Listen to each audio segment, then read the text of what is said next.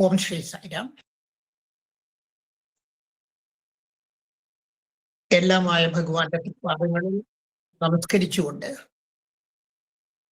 എല്ലാ സഹോദരീ സഹോദരന്മാർക്കും ഭഗവാന്റെ പൂർണ്ണ അനുഗ്രഹം ഉണ്ടാവട്ടെ എന്ന് പ്രാർത്ഥിക്കുന്നു. ഇന്നത്തെ സത്സംഗം തുടങ്ങാൻ ഭഗവാനോട് അനുവാദവും അനുഗ്രഹവും പ്രാർത്ഥിച്ചുകൊണ്ട്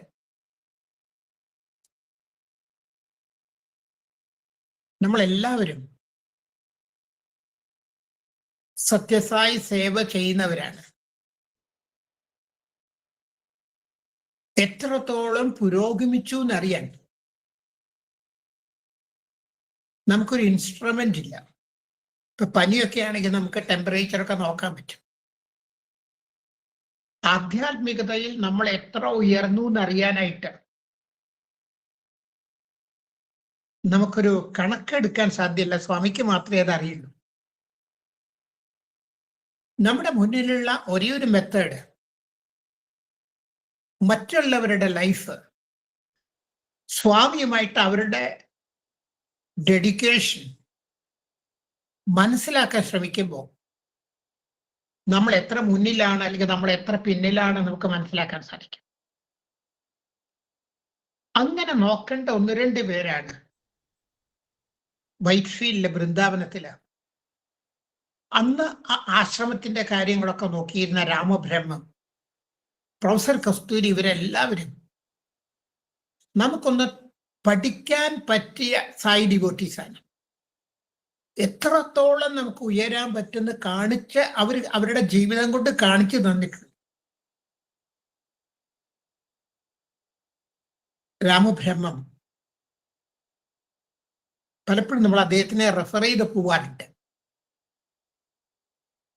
ഒരു ദിവസം ഭഗവാൻ രാമബ്രഹ്മത്തിനെ വിളിച്ച് പറയാണ്, നിന്റെ ഭാര്യ ഒരുപാട് സംസാരിക്കുന്നുണ്ട്, ഇവിടെയൊക്കെ അങ്ങനെ സംസാരിച്ചുകൊണ്ട് നടക്കുകയാണ്. അങ്ങനെ സംസാരിക്കുന്നത് കൊണ്ട് ഇവിടുത്തെ ശാന്തി, സമാധാനം, അല്ലെങ്കിൽ ഇവിടുത്തെ ആ പീസ്, നല്ല അറ്റ്മോസ്ഫിയർ മോശമാകുന്നുണ്ട്.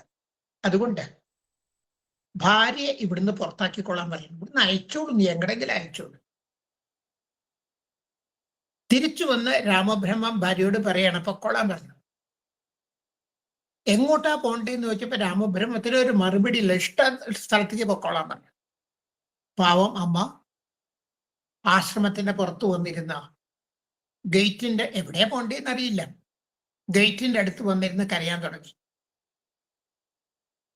കുറച്ചു നേരം കഴിഞ്ഞപ്പോ അവിടെയുള്ള സ്ത്രീകള്, രാമബ്രഹ്മത്തിന്റെ ഭാര്യ എന്ന് അവർക്കറിയാം, എന്താ കരയണേന്ന് വെച്ചപ്പോ ഒരു കാര്യം പറഞ്ഞു. അവരുടെ നാട്ടിലേക്കുള്ള ബസ്സില് കയറ്റി നാട്ടിലേക്ക് നെല്ലൂർക്ക് അയക്കുകയാണ്. ഭഗവാൻ കുറെ നേരം കഴിഞ്ഞ് രാമബ്രഹ്മത്തിനോട് ചോദിക്കുന്നുണ്ട്, രാമബ്രഹ്മം, ഭാര്യ എന്തു പറയുന്നു? രാമബ്രഹ്മം പറഞ്ഞു, സ്വാമി പറഞ്ഞതനുസരിച്ച് അവളെ ഞാൻ പുറത്താക്കി, അവരോട് പൊക്കോളാൻ പറഞ്ഞു. എങ്ങോട്ടാണ് പറഞ്ഞയച്ചത്? രാമബ്രഹ്മ പറഞ്ഞു, സ്വാമി എനിക്കറിയില്ല, എങ്ങോട്ടാ പോയതെന്ന് എനിക്കറിയില്ല, സ്വാമി പറഞ്ഞതുപോലെ പൊക്കോളാൻ പറഞ്ഞു. സ്വാമി പറഞ്ഞു, അവള് നെല്ലൂരിലേക്കുള്ള നാട്ടിലേക്കുള്ള ബസ്സിൽ കയറിയിട്ടുണ്ട്. നീ മകന് ഫോൺ ചെയ്ത് ആ ബസ് നെല്ലൂരെത്തുമ്പോ ബസ് സ്റ്റാൻഡിൽ നിന്ന് അമ്മയും കൊണ്ട് പോവാൻ പറയണം. ഒരു നിമിഷം ആലോചിച്ച് നോക്കുക. ഭഗവാൻ വളരെ സിവിയർ ആയൊരു ടെസ്റ്റാണ് കൊടുത്തത്. ആർക്കും ഒരുപക്ഷെ ചെയ്യാൻ പറ്റാത്തൊരു ടെസ്റ്റ്. പക്ഷെ രാമബ്രഹ്മം അതിലും പാസ്സായി. ഭാര്യയുടെ കാര്യം അവരെ സുരക്ഷിതമായിട്ട് നെല്ലൂരെത്തിക്കേണ്ട ഉത്തരവാദിത്വം സ്വാമി ചെയ്യുകയും ചെയ്തു. ഒരിക്കൽ രാമബ്രഹ്മത്തിനെ പുറത്താക്കി സ്വാമി. രാമബ്രഹ്മത്തിനോട് പറഞ്ഞു, പൊക്കോളൂ, ഇനി നിന്നെ അവിടെ വേണ്ട. ഒരക്ഷരം പറയാതെ രാമബ്രഹ്മം നേരെ തിരുപ്പതി പോയി. രാമബ്രഹ്മം എവിടെയാന്ന് ഒരാൾക്കും അറിയില്ല. 2 വർഷം തിരുപ്പതി അമ്പലത്തിലെ ക്ഷേത്രത്തില് സ്വാമിയെ ജപിച്ചുകൊണ്ട് രാമബ്രഹ്മം ഇങ്ങനെ പ്രദക്ഷിണം ചെയ്യും. 2 വർഷം കഴിഞ്ഞിട്ടാണ് രാമസ്വാമിക്ക് അറിയാലോ, സ്വാമിയുടെ പ്രൊട്ടക്ഷനിലാണല്ലോ. രാമബ്രഹ്മത്തിന് ഒരു ടെലിഗ്രാം കിട്ടുകയാണ് ഭഗവാന്റെ കയ്യിൽ നിന്ന്. ആ ടെലിഗ്രാം പറഞ്ഞത് എന്താന്ന് വെച്ചാൽ, നീ ഉടനെ തിരിച്ചു വരണം, വൃന്ദാവനിലേക്ക് തിരിച്ചു വരണം. രാമബ്രഹ്മം തിരിച്ചു വന്നു. സ്വാമിയുടെ മുറി മുകളിലാണ്, താഴെ നിൽക്കുകയാണ്. അപ്പൊ സ്വാമിയുടെ കൂടെയുള്ള ഒരു വിദ്യാർത്ഥി വന്ന് സ്വാമി പറഞ്ഞു, അവൻ വന്നിട്ടുണ്ട്, വരാൻ പറയാൻ പറഞ്ഞു. ആ വിദ്യാർത്ഥി രാമബ്രഹ്മത്തിനോട് പറഞ്ഞു, സ്വാമി വിളിക്കുന്നുണ്ട്. രാമബ്രഹ്മ പറഞ്ഞു, ഞാൻ അങ്ങനെയൊന്നും വരില്ല. സ്വാമിയോട് പോയി ചോദിക്കേ, ഇതുവരെ ചെയ്ത എല്ലാ കാര്യങ്ങളും എനിക്ക് ചെയ്യാൻ പറ്റുമെന്ന് ചോദിക്കുക.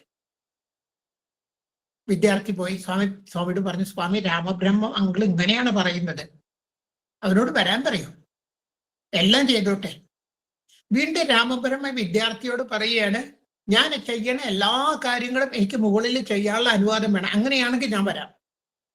വീണ്ടും സ്വാമിയുടെ അടുത്ത് വിദ്യാർത്ഥി പോവുകയാണ്, സ്വാമി രാമബ്രഹ്മം ഇങ്ങനെയാണ് പറയുന്നത്, സ്വാമി ഒന്ന് വരാൻ പറയാം.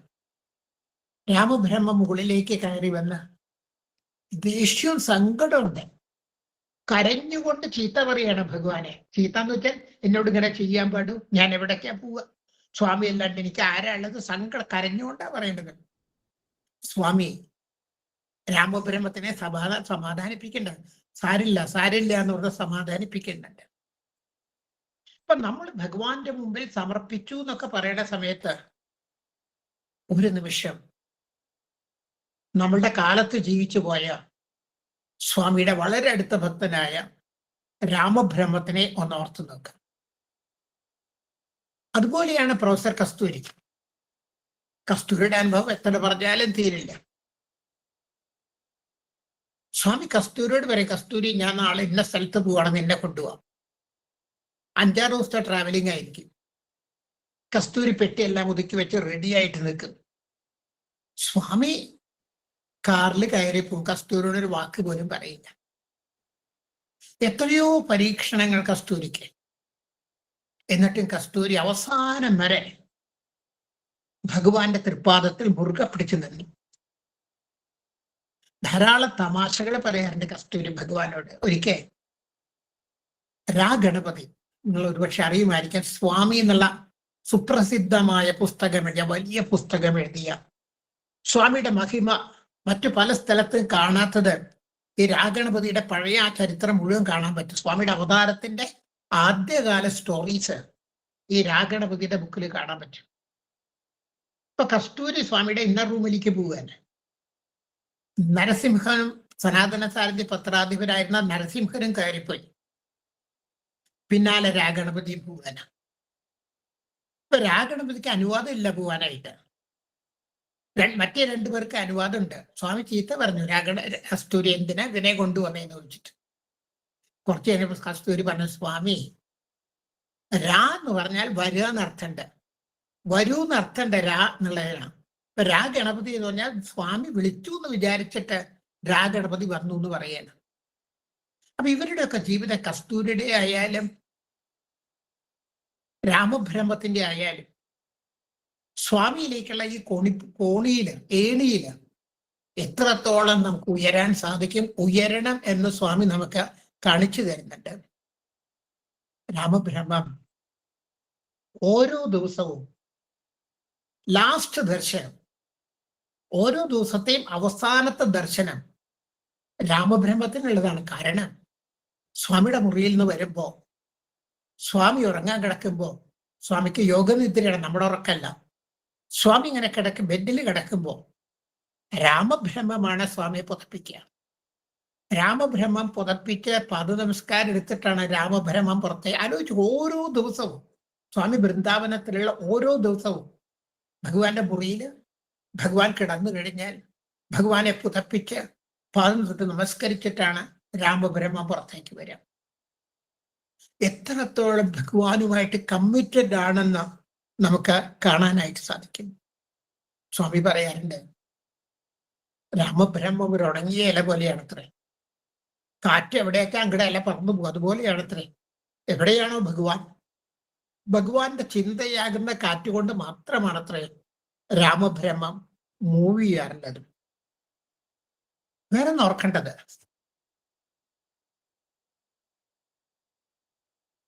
ഭഗവാൻ നമ്മൾ കൃഷ്ണ ലീലയെ കുറിച്ച് ധാരാളം കേട്ടിട്ടുണ്ട്. ഭഗവാന്റെ ലീലകളെ കുറിച്ച് ധാരാളം കേട്ടിട്ടുണ്ട്. ഭഗവാൻ കൃഷ്ണന്റെ ഒരുപക്ഷെ നമ്മൾ അറിയാത്ത ഒരുപാട് സായി ലീലകളുണ്ട്. ഭഗവാൻ വിദ്യാർത്ഥികളുമായിട്ട് ഇങ്ങനെ ലീലകൾ ധാരാളം ഉണ്ട്.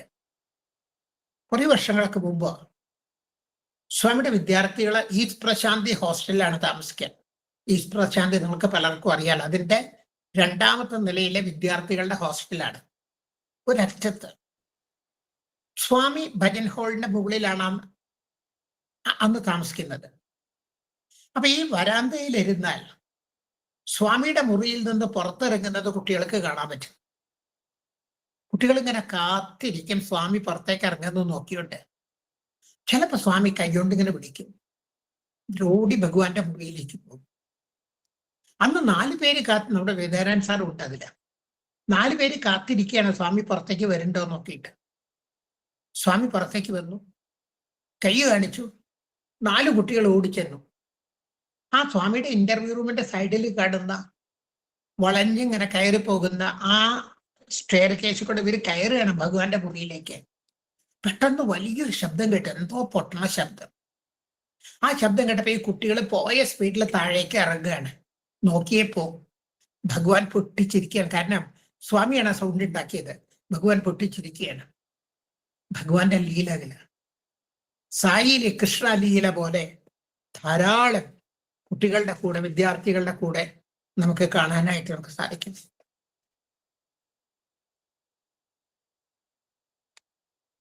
നമുക്കൊരിക്കലും ഭഗവാനെ മനസ്സിലാവില്ല.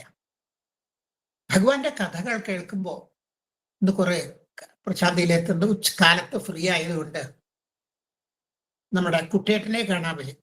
കൃഷ്ണദാസ് എറാടി കുട്ടേട്ടൻ പറയുന്ന സ്വാമിയുടെ അനുഭവങ്ങൾ നിങ്ങൾ കേട്ട് കാണും.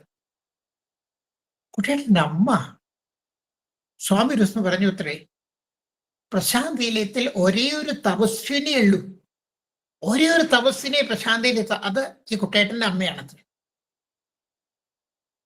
സ്വാമി അമ്മയ്ക്ക് എപ്പോഴാണോ ദർശനത്തിന് പോവാൻ പറ്റാതെ ആയത്, W6 താഴെയാണ് കുട്ടേട്ടന്റെ റൂം, നിങ്ങൾ ചിലർക്കെങ്കിലും അറിയാം. സ്വാമി ഇങ്ങനെ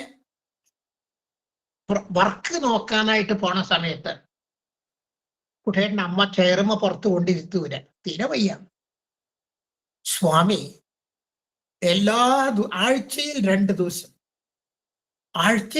ദിവസം ഈ കുട്ടേട്ടൻ താമസിക്കുന്ന ആ റൂമിന്റെ ഫ്രണ്ടിൽ കാറ് നിർത്തിയിട്ട് ഗ്ലാസ് താഴ്ത്തിയിട്ട് ഈ അമ്മയ്ക്ക് അഭയാസ്ത്രം കൊടുക്കാറുണ്ട്.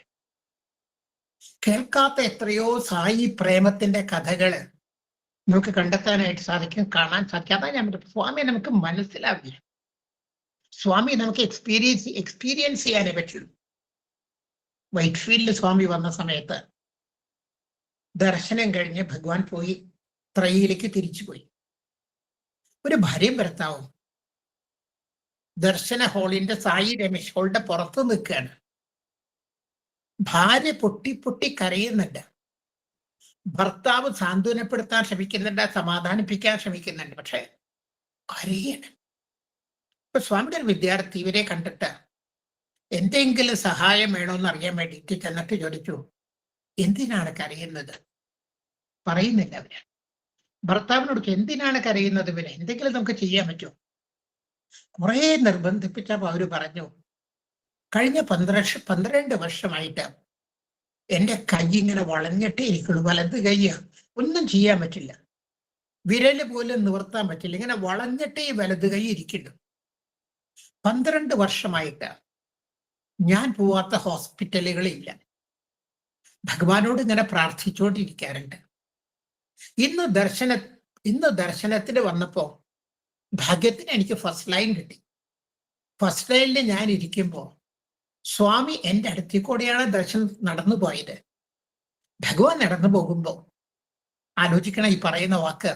ഭഗവാൻ നടന്നു പോകുമ്പോ ആ റോബിന്റെ ഒരറ്റം, സ്വാമിയുടെ റോബിന്റെ ഒരറ്റം ഇവരുടെ കയ്യിന്മേൽ കൂടെ സ്പർശിച്ചുകൊണ്ടാണ് സ്വാമി മുന്നോട്ട് പോയത്. അവര് പറയാണ്, ആ നിമിഷം ഭഗവാന്റെ റോബ് എപ്പോഴാണോ എൻ്റെ വലത് കൈ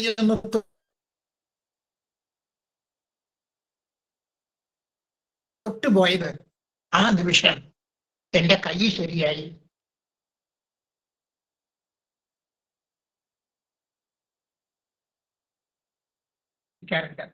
അത് സ്വാമി എക്സ്പീരിയൻസ് ചെയ്യായിരുന്നു. നമുക്ക് സ്വാമിയെ മനസ്സിലാവില്ല, നമുക്ക് സ്വാമിയെ എക്സ്പീരിയൻസ് ചെയ്യാൻ മാത്രമേ പറ്റുള്ളൂ. സ്വാമി പറയുന്നു, നമ്മളുടെ സാധന, നമ്മളുടെ പ്രാർത്ഥനകള്, നമ്മുടെ സത്പ്രവർത്തനങ്ങള് നമ്മളെ ഇങ്ങനെ ഉയർത്തിക്കൊണ്ടിരിക്കട്ടെ. ആർക്കെങ്കിലും അപകടം പറ്റിയിട്ട് കാർ ആക്സിഡന്റ് ഒക്കെ പറ്റിയാൽ ഒന്നും സംഭവിക്കില്ല അവർക്ക്. അവർ സ്വാമിയോട് സ്വാമി നന്ദി പറയുമ്പോൾ സ്വാമി പറയും, ഞാനല്ല നിന്നെ രക്ഷിച്ചത്, നിന്റെ നല്ല പ്രവൃത്തികളാണ് നിന്നെ രക്ഷിച്ചത്, നിന്റെ സത്പ്രവർത്തനങ്ങളാണ് നിന്നെ രക്ഷിച്ചത്. സ്വാമി പറയാണ്, നിന്റെ സാധന, നിന്റെ നല്ല മനസ്സ്, നിന്റെ നല്ല ചിന്തകള്, നല്ല വാക്കുകള്, നല്ല പ്രവൃത്തികള്. ഭഗവാൻ പറയാണ്, ഇത് വളരെ വളരെ പ്രധാനപ്പെട്ടതാണ്. ഇതുപോലെ അറിയൂ, ഒരു വിദ്യാർത്ഥിക്ക്, അധ്യാപകർക്ക് അറിയാം, ഒരു വിദ്യാർത്ഥി പഠിപ്പിക്കുന്ന ഓരോ കാര്യവും ഓരോ ദിവസവും പഠിച്ചു പോവുകയാണെങ്കിൽ എക്സാമിനേഷൻ ഈസി ആയിരിക്കും, നല്ല മാർക്ക് കിട്ടും. ഇന്നെടുത്ത് ഇന്ന് പഠിച്ചു, നാളെ എടുക്കുന്നത് നാളെ പഠിക്കും.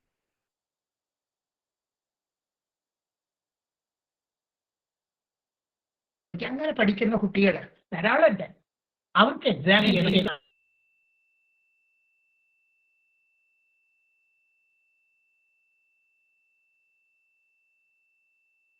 ഏറ്റവും നന്നായിട്ട് ചെയ്യുകയാണെങ്കിൽ ഭഗവാൻ പറയാണ്, നമുക്കും ഈ നല്ല നിലയില് ഭഗവാന്റെ അടുത്തേക്ക് ഉയരാനായിട്ട് നമുക്ക് സാധിക്കത്രേ. നമുക്ക് പലപ്പോഴും അത്ഭുതം തോന്നും. ഭഗവാൻ അവതരിച്ചിട്ട് എന്തുകൊണ്ടാണ് ആൾക്കാര് ഇത് മനസ്സിലാക്കാത്തത്? ഈ കാലഘട്ടത്തിൽ ഭഗവാൻ നമ്മളുടെ കൂടെ ജീവിച്ച് ഇതെല്ലാം നമ്മളെ പഠിപ്പിച്ചു തന്നിട്ട് എന്തുകൊണ്ടാണ് ആൾക്കാർക്ക് ഈ ഭഗവാന്റെ മഹിമ മനസ്സിലാവാത്തത്? അതിന്റെ കാരണം ഇതാണത്രേ. ഒരു സ്ഥലത്തുനിന്ന് സുഗന്ധം വരുന്നുണ്ട്.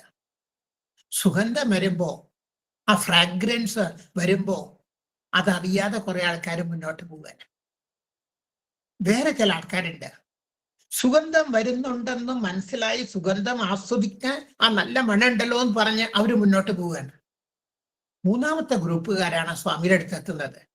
ആരാണ് മൂന്നാമത്തെ ഗ്രൂപ്പുകാര്? സുഗന്ധം എവിടെ നിന്നാണ് വരുന്നത്? എന്തുകൊണ്ടാണ് വരുന്നത്? എനിക്ക് എങ്ങനെയാണ് സുഗന്ധത്തിന്റെ ഭാഗമാക്കാൻ പറ്റാം? അവതാരപുരുഷന എവിടെയാണ്? അവതാരപുരുഷന്റെ മഹിമ എന്താണ്? എനിക്ക് എങ്ങനെയാണ് അവതാര ദൗത്യത്തിന്റെ ഭാഗമാക്കാൻ പറ്റുക? മൂന്നാമത്തെ ഗ്രൂപ്പ്.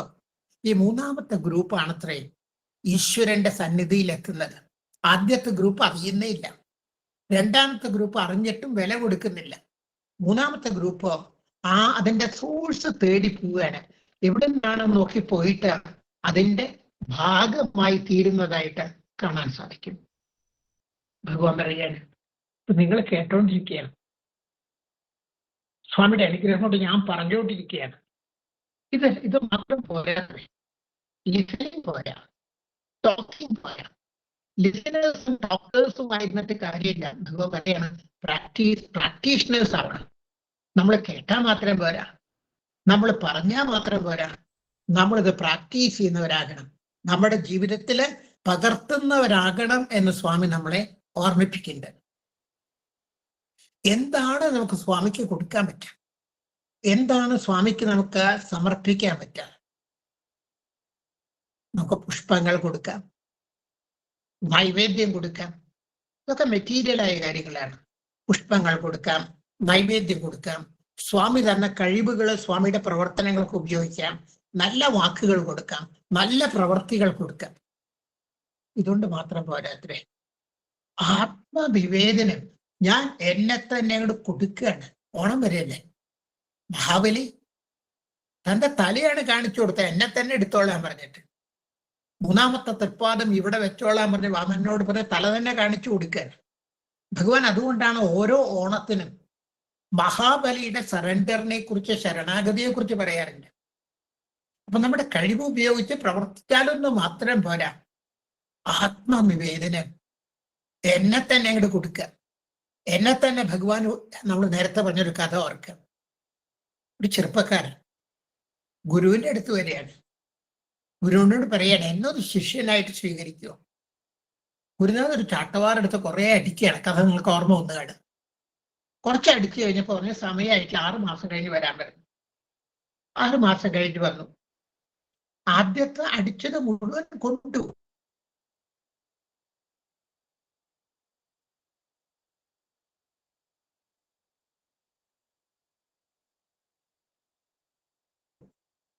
രണ്ടാമത് അടിച്ചപ്പോ ആദ്യം തടഞ്ഞു,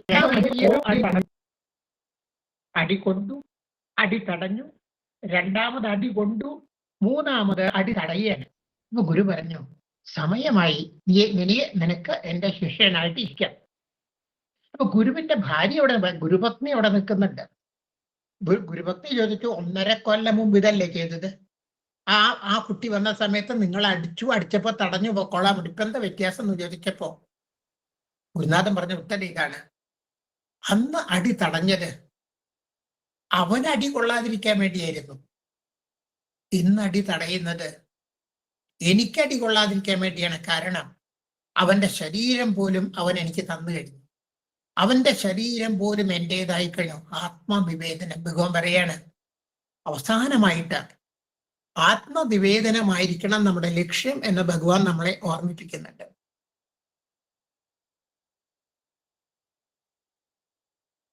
രണ്ട് മൂന്ന് ഉദാഹരണങ്ങൾ നമുക്ക് നോക്കാം. അനന്തപൂർ കോളേജിന്റെ പണി നടക്കുകയാണ്. ട്രസ്റ്റില് അത്രയും പൈസ ഇല്ല. കുറച്ചു പേരൊക്കെ അറിയാതെ ഇങ്ങനെ പൈസ ആവശ്യത്തിന് ഇല്ലാന്നൊരു നമ്മുടെ ഹോസ്പിറ്റലിൽ വേണ്ട വാട്ടർ പ്രൊജക്ടിന്റെ സമയത്തൊക്കെ ഉണ്ടായതുപോലെ. അപ്പൊ കുറച്ചു പേര് പൈസയൊക്കെ കളക്ട് ചെയ്തിട്ട് സ്വാമിയുടെ മുമ്പിൽ വന്നു. സ്വാമിയോട് പറഞ്ഞു, സ്വാമി ഇത് സ്വീകരിക്കണം, ഇത് അനന്തപൂർ കോളേജിന്റെ പണിക്ക് വേണ്ടി ഉപയോഗിക്കണം. ഭഗവാൻ പറഞ്ഞു, തിരുപ്പതിയിലെ ഭണ്ഡാരത്തിലിരിക്കുന്ന പൈസ ഞാൻ വേറെ ആളാണോ എന്ന് ചോദിച്ചു. സ്വാമി ഇതാ ചോദിച്ചത്, തിരുപ്പതിയിലെ ഭണ്ഡാരത്തിൽ പൈസ ഇരിക്കുന്നില്ലേ, അത് എൻ്റെ അല്ലേ എന്ന് ചോദിച്ചു. സ്വാമിയെ പൈസ തിരിച്ചു കൊടുക്കുക. അതേ സമയത്ത് വളരെ ഭാവത്തോടു കൂടി, വളരെ ഫീലിങ്ങോട് കൂടി കൊടുക്കുമ്പോൾ സ്വാമി ഇത് സ്വീകരിക്കുന്നതായിട്ട് കാണാൻ സാധിക്കും. ഒറീസയില് ഫ്ലഡ് ഉണ്ടായ സമയത്ത് ഭഗവാന്റെ ഒരു പ്രഭാഷണം ഉണ്ടായി. ആ പ്രഭാഷണത്തിൽ ഭഗവാൻ ഫ്ലഡിനെ കുറിച്ച് പറഞ്ഞിട്ട് സ്വാമി പറഞ്ഞു, എനിക്ക് പറ്റാവുന്നതെല്ലാം ഞാൻ ചെയ്യാമെന്ന്. സ്വാമി എങ്ങനെയാ പറഞ്ഞത്? സർവേശ്വരനാണ് പറയുന്നത്, എനിക്ക് പറ്റാവുന്നത് മുഴുവൻ ചെയ്യാം. അപ്പൊ അനന്തപുർ കോളേജിലെ അധ്യാപികമാർക്ക് തോന്നി, നമുക്ക് എന്തെങ്കിലും ചെയ്യാം. കാരണം സ്വാമി എല്ലാം ചെയ്യാന്ന് പറയുമ്പോ നമ്മളെന്നെ ചെയ്യേണ്ടത്. അവര് കിട്ടാവുന്ന കയ്യിലുള്ള പൈസ മുഴുവൻ അങ്ങോട്ട് എടുത്തു. ബാങ്കിൽ പോയിട്ട് ചെക്ക് ഇങ്ങനെ പറ്റിട്ട് ചെക്ക് എഴുതി ദർശനത്തിന് വന്നു. അവര് പറയാണ്, അന്ന് സ്വാമി ദർശനത്തിന്റെ വഴിയൊക്കെ മാറ്റിയിട്ട് ആദ്യം ഇവരുടെ അടുത്താ വന്നേത്രേ. കാരണം അത്രയും അവർ പ്രാർത്ഥിച്ചിരുന്നു, സ്വാമി ഇതുകൂടി സ്വാമിയുടെ ഒറീസ പ്രോജക്റ്റിന് വേണ്ടി ഉപയോഗിക്കണം എന്ന് പറഞ്ഞുകൊണ്ട്. അപ്പൊ നമ്മുടെ ഭാവമാണ് സ്വാമി സ്വീകരിക്കാനുള്ള കാരണം. ഇനി പറയാൻ പോകുന്ന പോയിന്റ്, ഞാൻ ഇങ്ങനെ വീഡിയോ കേട്ടോണ്ടിരിക്കുമ്പോൾ മനസ്സിങ്ങനെ ഭയങ്കരമായിട്ട് മനസ്സിങ്ങനെ പിടിച്ചു കുലുക്കിയത്. കരഞ്ഞു എന്ന് പറയാം സത്യത്തിൽ, കണ്ണൊക്കെ നിറഞ്ഞൊഴുകി. അനന്തപൂർ കോളേജിലെ ഒരു ടീച്ചറ്,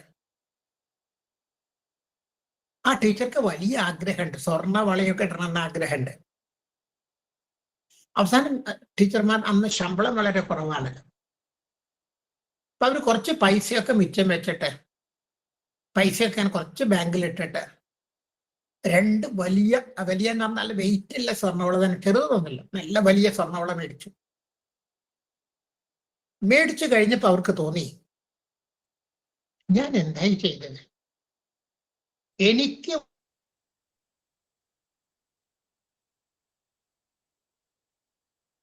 വള മേടിക്കുകയാണ് വേണ്ടത്, എന്റെ സ്വാമിക്ക്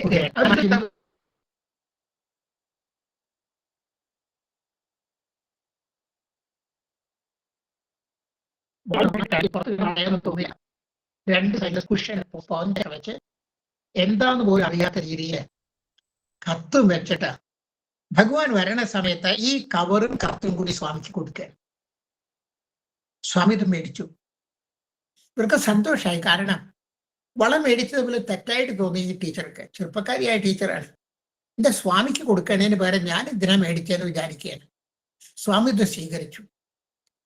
അടുത്ത ദിവസം ചിരഞ്ജീവി റാവു സാറ് അനന്തപുര കോളേജിലെ പ്രിൻസിപ്പലിനെ വിളിക്കുകയാണ്. പ്രിൻസിപ്പലിനെ വിളിച്ചിട്ട് പറഞ്ഞു, ഈ ടീച്ചറോട് നാളെ തന്നെ പുട്ടപർത്തിയിൽ വരാൻ പറയണം, നാളെ തന്നെ വരാൻ പറയണം. അവര് വന്നു. ചിരഞ്ജീവി റാവു സാറിന്റെ അടുത്തെത്തി. സാറ് ഈ കവർ എടുത്തിട്ട് ഈ ടീച്ചറുടെ കയ്യിൽ കൊടുക്കുക, വളയുടെ കവർ എടുത്ത് കൊടുക്കുകയാണ്. വെറുതെ കൊടുക്കുകയല്ല ചെയ്തത്. സ്വാമി നിങ്ങളോട് പറയാനായിട്ട് പറഞ്ഞിട്ടുണ്ട്, ടീച്ചറോട് പറയാൻ പറഞ്ഞിട്ടുണ്ട്. നിങ്ങൾ ചെറുപ്പമാണ്. ആലോചിക്കണം ഭഗവാന്റെ വാക്കുകൾ. നിങ്ങൾ ചെറുപ്പമാണ്. സ്വർണം ഉപേക്ഷിക്കേണ്ട പ്രായമൊന്നും ആയിട്ടില്ല നിങ്ങൾക്ക്. നിങ്ങൾ ധരിക്കണം. സ്വാമിയുടെ അനുഗ്രഹം നിങ്ങൾക്ക് എപ്പോഴും ഉണ്ട്. സ്വാമിക്ക് സന്തോഷമാണ്. സ്വാമിക്ക് സന്തോഷമായി നിങ്ങൾ ഇത് ധരിക്കണം എന്ന് പറഞ്ഞ സ്വാമി പറഞ്ഞ വാക്കുകളോടുകൂടി ചിരഞ്ജീവി റാവു സാറ് ഈ വളകള്, ആലോചിക്കണം ഭഗവാന്റെ പ്രേമം, ആ ടീച്ചർക്ക് തിരിച്ചു കൊടുക്കാൻ. ഒരു ദിവസം പ്രൊഫസർ കസ്തൂരി നമ്മുടെ മന്ദിരത്തിന്റെ താഴെ റോഡിൽ നിൽക്കുകയാണ്. റോഡിൽ നിൽക്കുന്ന സമയത്ത് ഒരാൾ വന്ന് കസ്തൂരിയോട് എന്തോ സംസാരിക്കുന്നുണ്ട്. സ്വാമിക്ക് അറിയാലോ എന്താ സംസാരിക്കാൻ. അപ്പൊ കസ്തൂരിയോട് എന്തോ സംസാരിക്കുന്ന സമയത്ത് അത് കഴിഞ്ഞ് അദ്ദേഹം പോയപ്പോൾ സ്വാമി വിളിച്ചു, കസ്തൂരി എന്താണ് അവൻ എന്നോട് പറഞ്ഞത്? കസ്തൂരി പറഞ്ഞു, സ്വാമി 50 നോക്കണം. അദ്ദേഹം ചോദിച്ചത് ഭഗവാനെ കുറിച്ച് എന്തെങ്കിലും പുസ്തകമുണ്ടോന്നാ എന്നോട് ചോദിച്ചത്. നീ എന്താ പറഞ്ഞത്? സ്വാമി ഞാൻ പറഞ്ഞു ഭഗവാനെ കുറിച്ചുള്ള പുസ്തകങ്ങൾ ഇറങ്ങിയിട്ടില്ല എന്ന് പറഞ്ഞു. ഭഗവാനെ കുറിച്ചുള്ള പുസ്തകങ്ങൾ ഇതുവരെ ഇറങ്ങിയിട്ടില്ല എന്ന് പറഞ്ഞു. സ്വാമി കസ്തൂരി ഒന്ന് ശകാരിച്ചോണ്ട് പറഞ്ഞു, കസ്തൂരി അതാണോ നീ പറയേണ്ടത്? ഭഗവാനെ കുറിച്ച് അറിയാൻ പുസ്തകം ഏതെങ്കിലും ഉണ്ടോ എന്ന് ചോദിച്ചപ്പോ ആ ഉത്തരമാണോ നീ പറയേണ്ടതെന്ന് ചോദിച്ചിട്ട് സ്വാമി പറഞ്ഞു കൊടുക്കണം, കസ്തൂരി ആരെങ്കിലും ചോദിച്ചാൽ നീ പറയേണ്ടത് എന്താണെന്നറിയോ? നീ പറഞ്ഞു കൊടുക്കണം, സ്വാമിയെ പുസ്തകത്തിലൂടെ മനസ്സിലാക്കാൻ പറ്റില്ല എന്ന് പറയുന്നത്. സ്വാമിയെ പുസ്തകത്തിലൂടെ മനസ്സിലാക്കാൻ പറ്റുന്ന ആളല്ല എന്ന് അതാണ് നീ പറഞ്ഞു കൊടുക്കേണ്ടത്. കുറെ വർഷങ്ങൾ കഴിഞ്ഞു സ്വാമി ചെന്നൈയിൽ പോയി. നോക്കണേ, ഭഗവാൻ നിർദ്ദേശിക്കുമ്പോ ഭഗവാൻ ആവശ്യപ്പെട്ടിട്ട് ചെയ്യുന്ന കാര്യങ്ങളുടെ മാധുര്യം. സ്വാമി ചെന്നൈയിൽ പോയി. ചെന്നൈയിൽ പോയിട്ട് ഭഗവാൻ തിരിച്ചു വന്ന് കസ്തൂരിയെ വിളിച്ചു. കസ്തൂരി, ഞാൻ മദ്രാസിൽ പോയ സമയത്ത് ഒരു പുസ്തകവും അവിടെ ഇല്ല. ഭഗവാന്റെ അവതാരത്തിനെ കുറിച്ചുള്ള യാതൊരു പുസ്തകവും അവിടെ ഇല്ല. കസ്തൂരി നീ അതുകൊണ്ട് വേഗം പുസ്തകം എഴുതാ. അങ്ങനെയാണ് സത്യം ശിവസുന്ദരം. കസ്തൂരിയെ ഭഗവാൻ കൽപ്പിച്ചിട്ട്, ഭഗവാൻ ഓർഡർ ചെയ്തിട്ട്, ഭഗവാന്റെ സങ്കല്പം കൊണ്ട് എഴുതാൻ പറഞ്ഞപ്പോഴാണ് കസ്തൂരി എഴുതാൻ തുടങ്ങിയത്. അപ്പൊ ഭഗവാൻ പറഞ്ഞിട്ട് നമ്മൾ ചെയ്യുന്നതിന് എത്ര മഹത്വമുണ്ട് എന്ന് നമ്മൾ ഓർക്കണം.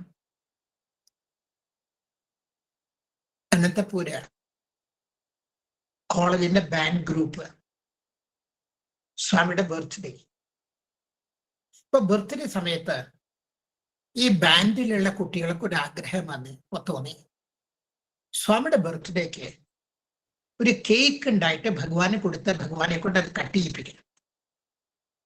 ബാൻഡിന്റെ ഇൻചാർജായ ഒരു ടീച്ചറുണ്ട്. ടീച്ചറോട് പറഞ്ഞു, ടീച്ചറെ ഞങ്ങൾക്കൊരു കേക്ക് ഉണ്ടാക്കണം എന്ന് ആഗ്രഹമുണ്ട് സ്വാമിയെ കൊണ്ട് കട്ട് ചെയ്യിപ്പിക്കാനായിട്ട്. ടീച്ചർ അതിന് വലിയ ഇത് കൊടുത്തേ. ടീച്ചർ പറഞ്ഞു, സ്വാമിയുടെ ഒരുപാട് ബർത്ത്ഡേക്ക് ഒരുപാട് പേര് കേക്ക് ഉണ്ടാക്കും, ഒരുപാട് പേര് കേക്ക് ഉണ്ടാക്കി ഇതെല്ലാം സ്വാമിക്ക് സമർപ്പിക്കും. പറയാൻ വിഷമമുണ്ടെങ്കിൽ ടീച്ചർ അതുകൊണ്ട് നമുക്ക് വേണ്ട, നമുക്ക് കേക്ക് ഉണ്ടാക്കി കൊടുക്കണ്ട, നിങ്ങൾ ഈ ബാൻഡൊക്കെ നന്നായിട്ട് വായിച്ച് അങ്ങനെ ചെയ്താൽ മതി, നിങ്ങൾ കേക്ക് ഉണ്ടാക്കണ്ടെന്ന് പറഞ്ഞു. അപ്പൊ ഈ പെൺകുട്ടികളെ ബാൻഡിന് ട്രെയിൻ ചെയ്തത് ആർമിയാണ്, പോലീസാണ്. അപ്പൊ പോലീസിന്റെ ഐ ജി ഓഫ് പോലീസ് അന്ന് വന്നിട്ടുണ്ട്. അപ്പൊ ഈ പെൺകുട്ടികളെയൊക്കെ അദ്ദേഹത്തിന് പരിചയപ്പെടുത്തി കൊടുത്തു. കാരണം പോലീസ് ഡിപ്പാർട്ട്മെന്റ് ആണ് ഈ കുട്ടികളെ മുഴുവൻ ബാൻഡ് ട്രെയിൻ ചെയ്യിച്ചത്. അപ്പം പരിചയപ്പെടുത്തുന്ന പോലീസുകാരാണ്, DSP ഉണ്ട്, അവരുണ്ട്, IG ഉണ്ട്. അതുപോലെ പരിചയപ്പെടുത്തി കൊടുത്ത് ഇവരാണ് ട്രെയിൻ ചെയ്തതെന്നൊക്കെ പറഞ്ഞപ്പോ ഈ പോലീസുകാരുണ്ടാക്കിയ ഒരു കേക്ക് ഉണ്ട്. പോലീസുകാരുണ്ടാക്കിയ കേക്ക് ഇവരുടെയൊക്കെ ഈ ബാൻഡിന്റെ കുട്ടികളുടെ മുമ്പിൽ വെച്ച് സ്വാമിക്ക് കൊടുക്കുകയാണ്. സ്വാമി സന്തോഷമായിട്ട് കേക്ക് കട്ട് ചെയ്ത് തിരിച്ചു കൊടുത്തു. ടീച്ചർക്ക് ഭയങ്കര വിഷമമായി. കാരണം കുട്ടികൾ ഇത് കണ്ടോണ്ട് നിൽക്കുകയാണ്. കുട്ടികൾ കേക്ക് ഉണ്ടാക്കാൻ അവർക്ക് പറ്റിയില്ല. വേറെ ഒരാൾ കൊടുത്ത കേക്ക് മുറിക്കുന്ന അവർക്ക് സങ്കടപ്പെട്ടിങ്ങനെ നിൽക്കുമ്പോൾ 2 മിനിറ്റ് കഴിഞ്ഞപ്പോൾ ഈ IG ഓഫ് പോലീസ് ഈ ടീച്ചറെ വിളിച്ചിട്ട് പറഞ്ഞു, ഒരു കാര്യം ചെയ്യൂ ടീച്ചർ, ഈ കേക്ക് പ്രസാദമായിട്ട് കുട്ടികൾക്ക് കൊടുക്കാൻ പറഞ്ഞു. നോക്കൂ ആ കുട്ടികളുടെ പ്രാർത്ഥന. എനിക്ക് സ്വാമിക്ക്, ഞങ്ങൾക്ക് സ്വാമിക്ക് ഒരു കേക്ക് ഉണ്ടാക്കി കൊടുക്കുന്നുള്ള പ്രാർത്ഥന. സ്വാമി എന്താ ചെയ്ത്? പോലീസുകാരുണ്ടാക്കി കൊടുക്കുന്ന കേക്ക് മുറിച്ചിട്ട് പോലീസിന്റെ ഇൻസ്പെക്ടർ ജനറൽ ഓഫ് പോലീസിനെ കൊണ്ട് അത് ആ കുട്ടികൾക്ക് കൊടുക്കാൻ പറയുന്നത്. എവിടെയാണോ ആത്മാർത്ഥമായ പ്രയർ ഉള്ളത്, എവിടെയാണോ സിൻസിയറായ പ്രാർത്ഥനയുള്ളത്, സ്വാമി അത് പൂർത്തീകരിക്കുന്നതായിട്ട് നമുക്ക് കാണാൻ സാധിക്കും. എപ്പോഴും നമ്മൾ ഓർക്കണം, എപ്പോഴാണോ നമ്മൾ നമ്മളെ തന്നെ സ്വാമിക്ക് കൊടുക്കുന്നത്, എപ്പോഴാണ് ആ ആത്മനിവേദനം എന്ന് പറഞ്ഞില്ലേ, നമ്മളെ തന്നെ നമ്മളൊന്നുമല്ല, നമ്മൾ സ്വാമിയുടെ മാത്രമായി തീരുന്നത്, അന്ന് ഭഗവാൻ പൂർണ്ണമായിട്ട് ഭഗവാനെ നമുക്ക് തരുന്നതായിട്ട് കാണാൻ സാധിക്കും. എന്നാണോ പൂർണ്ണമായിട്ട് നമ്മളെ സ്വാമിക്ക് കൊടുക്കുന്നത്, അന്ന് ഭഗവാൻ പൂർണ്ണമായിട്ട് സ്വാമിയെ നമുക്ക് തരുന്നതായിട്ട് കാണാൻ സാധിക്കും. നമ്മുടെ ലക്ഷ്യം അതായിരിക്കണം. ആ ഫ്രാഗ്രൻസ് ശ്രദ്ധിക്കാതെ പോവരുത്. ഫ്രാഗ്രൻസ് ഉണ്ട് എന്നറിഞ്ഞിട്ട് അത് ആസ്വദിക്കാതെ പോവരുത്. ആ ഫ്രാഗ്രൻസിന്റെ കൂടെ നിന്ന് ആ ഫ്രാഗ്രൻസിന്റെ ഭാഗമായി തീരണം. ഭഗവാന്റെ കൂടെ നിന്ന് ഭഗവാന്റെ ഭാഗമായി തീരണം. അതിനു വേണ്ടിയാണ് നമ്മളുടെ സാധനയും നമ്മുടെ സേവാ പ്രവർത്തനങ്ങളും എല്ലാം അതിനു വേണ്ടിയാണ്. അങ്ങനെ ഒരു ഭാഗ്യം സ്വാമിനാഥ് നമുക്ക് തരട്ടെ എന്ന് പ്രാർത്ഥിക്കുകയാണ്. എല്ലാവർക്കും സ്വാമിയുടെ അനുഗ്രഹം ഉണ്ടാവട്ടെ. 10 മിനിറ്റ് നേരത്തെ നിർത്തുന്നത്